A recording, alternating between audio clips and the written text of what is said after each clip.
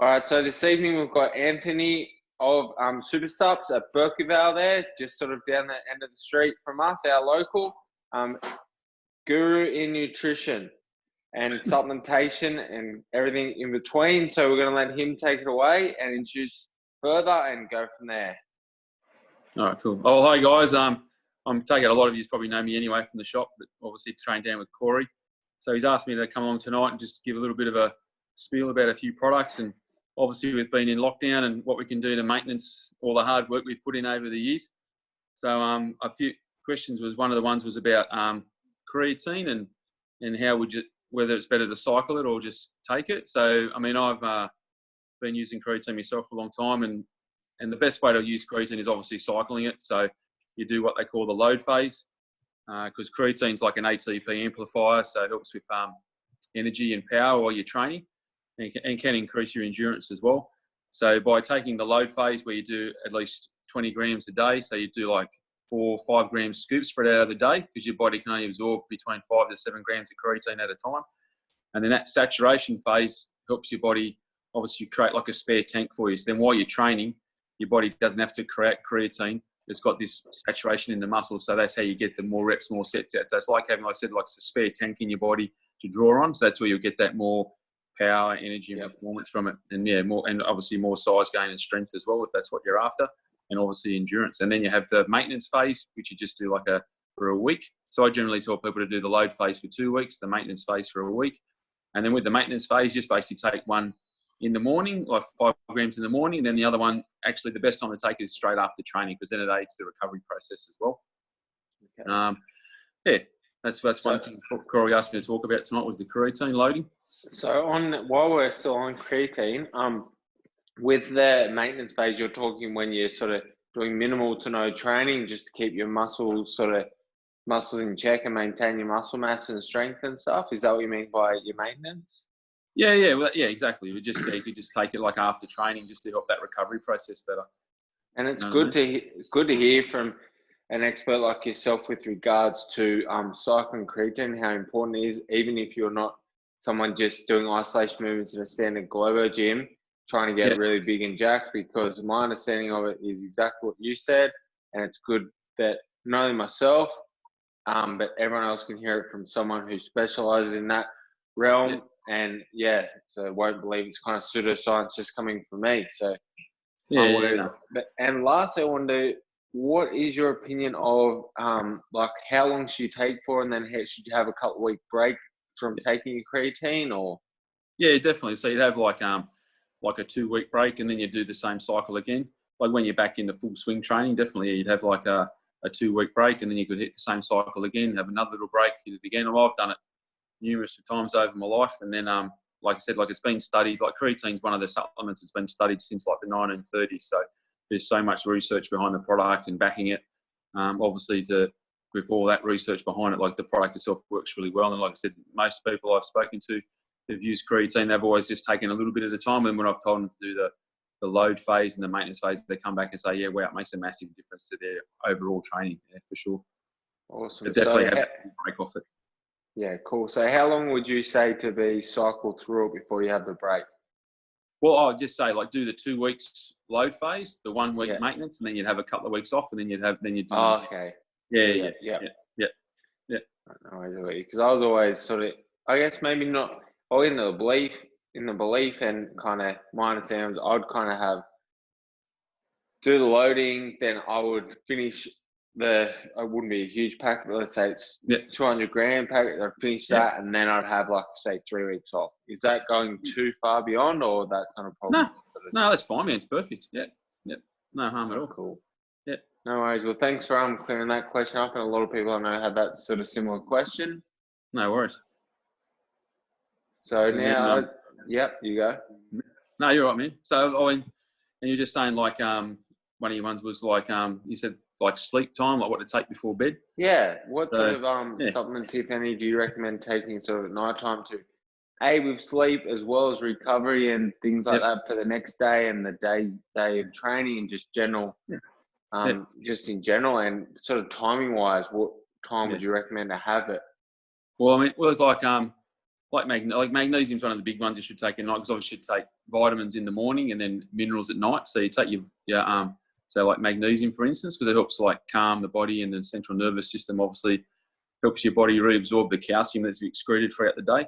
So that's why it's best taken at night. And I generally just tell people to take it like half an hour-ish before you sort of want to go to bed, and then it it'll get nice in your system, it'll absorb, and it'll calm you down just that little bit, half an hour before you want to go to bed.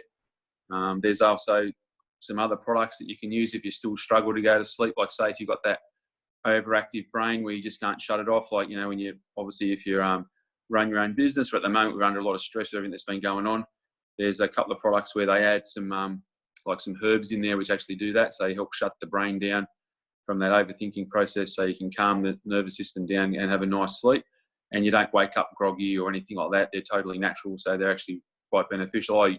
I've been using it a fair bit in the last 6 weeks myself, obviously running your own business and how things are going. So I've been using it's called Mag Sleep. So it's got a couple of herbs in there, plus the magnesium. And then also use a bit of the fusion magnesium as well on top.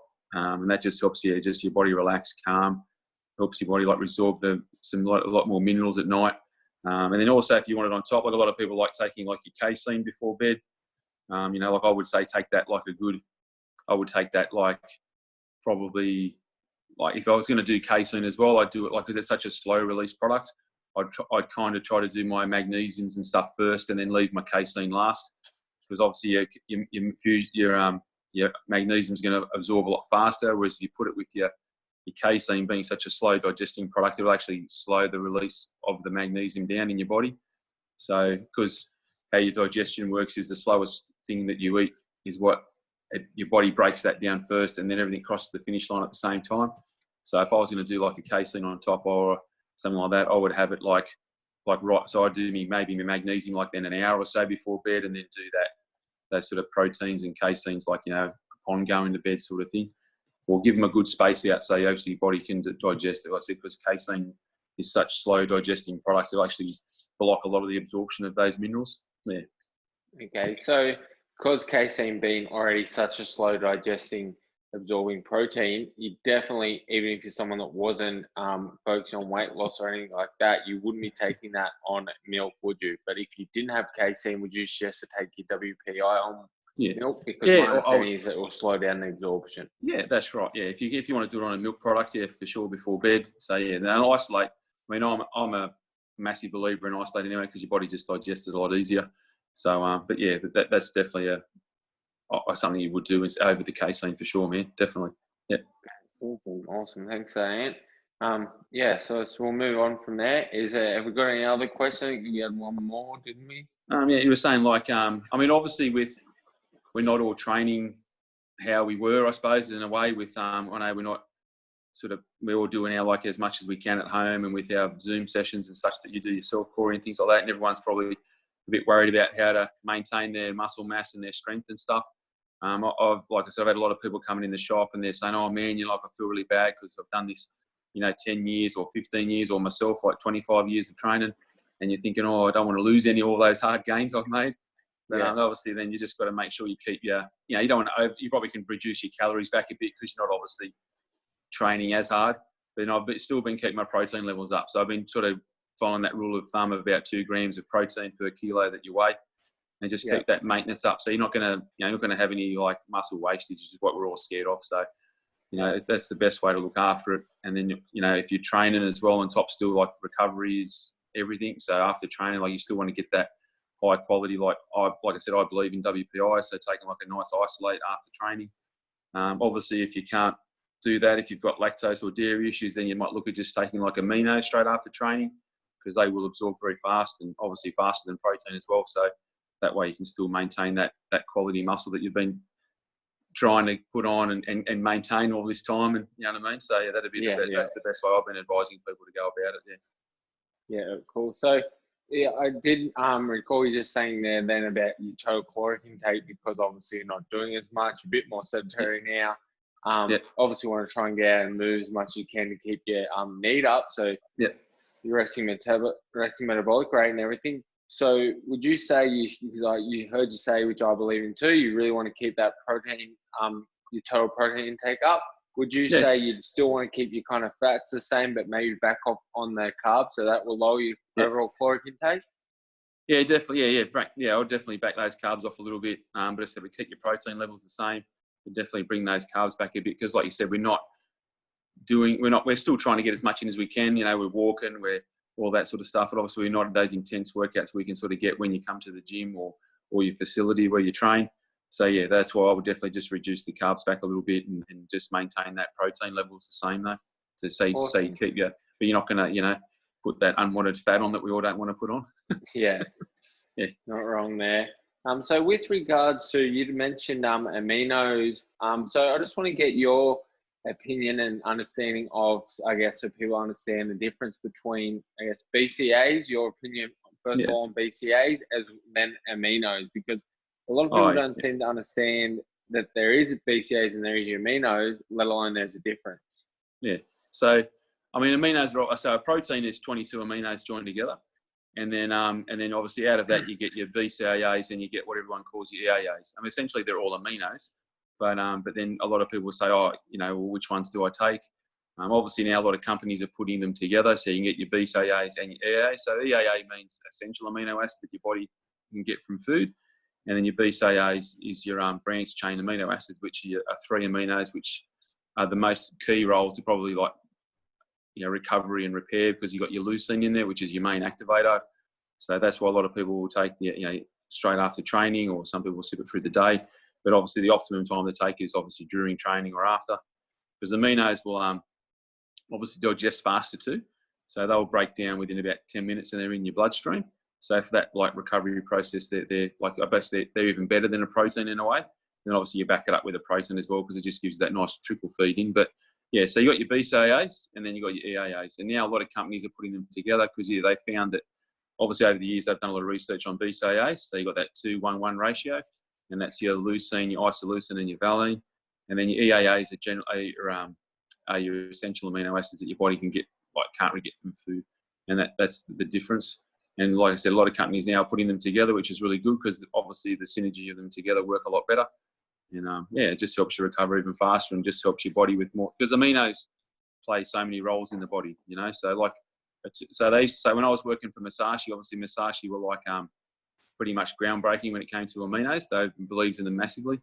And then a 2.5 grams of aminos, so BCAA, so 2.5 grams of BCAAs is equivalent to the same amount of aminos that you get from a 100-gram piece of steak. Once your body breaks it all down and digests it, you get about 2.5 grams of BCAAs out of a piece of steak.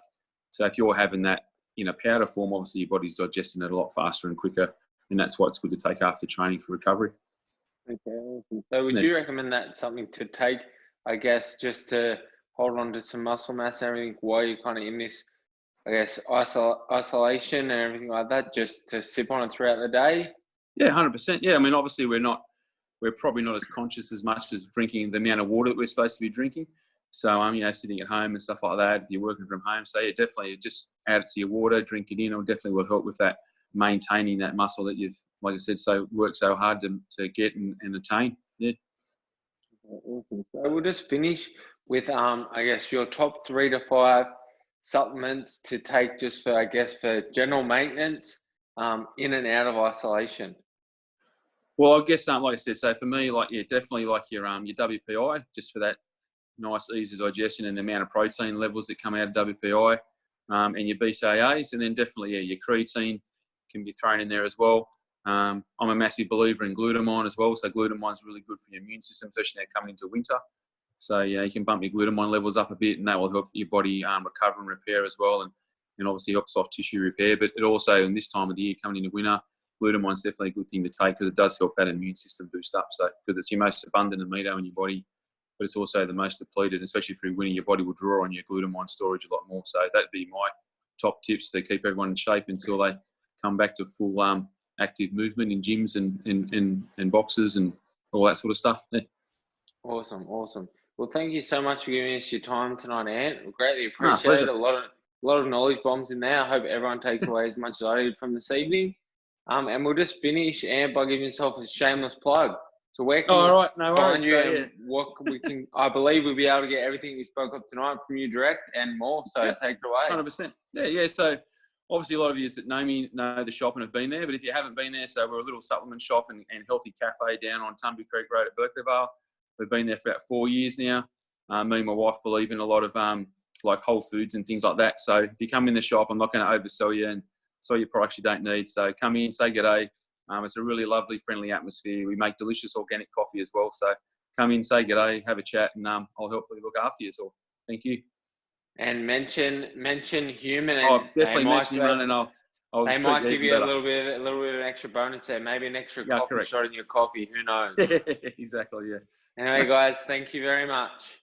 Awesome, mate. Thanks, Corey, and bye, everyone.